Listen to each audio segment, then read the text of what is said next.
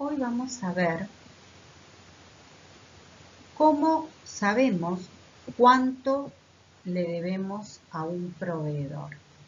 Recordemos que un proveedor es aquella persona que nos vende a nosotros las mercaderías.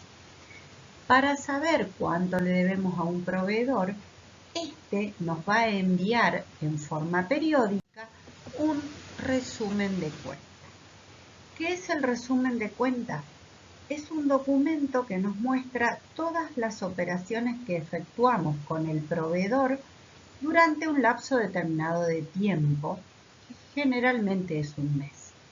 O también podemos decir que es el documento que envía en forma periódica el vendedor o proveedor al comprador o cliente detallando las operaciones que se efectuaron en cuenta corriente.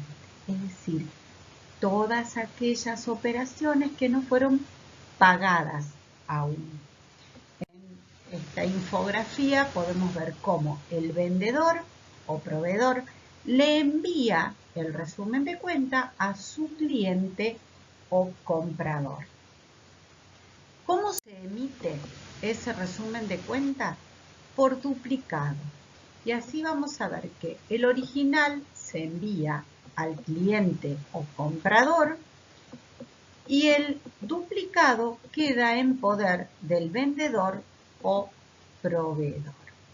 Pero ¿por qué es importante emitir un resumen de cuenta? Bueno, esa importancia va a ser diferente tanto para el cliente como para el proveedor. O sea, para el proveedor o vendedor es importante porque le va a recordar al cliente o comprador en qué estado se encuentra su cuenta corriente, es decir, cuánto le debe y qué plazo tiene para pagar. Y para el comprador o cliente le va a permitir, además de saber lo que debe, le va a permitir comparar esos datos que tiene en el resumen de cuenta con sus registros propios. Este es un ejemplo de resumen de cuenta. Podemos observar que es el resumen de cuenta que el proveedor Neptuno Sociedad Anónima le envió al comprador Minerva Sociedad Anónima. Y entonces tenemos el vendedor o proveedor, que es Neptuno Sociedad Anónima, y el comprador o cliente, que es Minerva Sociedad Anónima.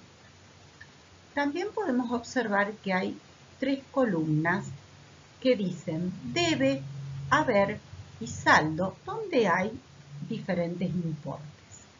La columna del debe siempre suma, porque es donde registramos las facturas y las notas de débito, que son las que aumentan la deuda que el cliente tiene con el proveedor. En la columna del haber siempre va a restar.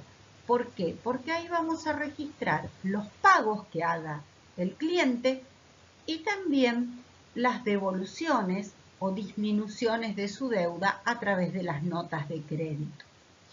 Y en la tercera columna, que es el saldo, va a estar el resultado de sumar lo que está en el debe o restar lo que está en el haber. Si nosotros lo verificamos, vemos que tiene al 31 del 3, es decir, al 31 de marzo, un saldo anterior de 10.000 pesos.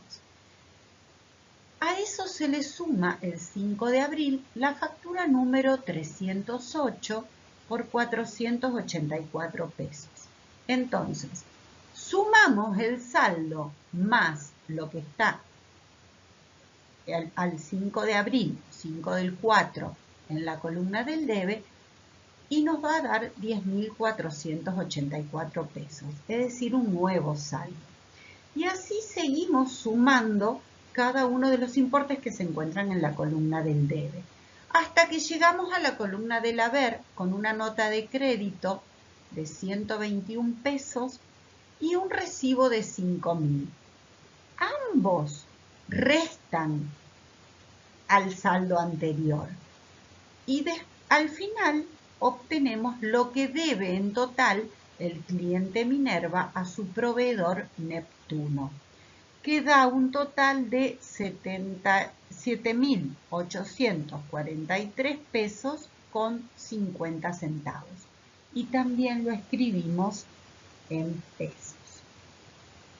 Entonces, en este caso, Minerva, Sociedad Anónima, que es el cliente, va a poder controlar todas las facturas que tiene pendientes de pago, las va a comparar con el resumen de cuenta y si todo coincide, es decir, sus registraciones con el resumen de cuenta, entonces en este caso va a preparar el pago y va a exigir que se le entregue un recibo como constancia del pago que ha efectuado.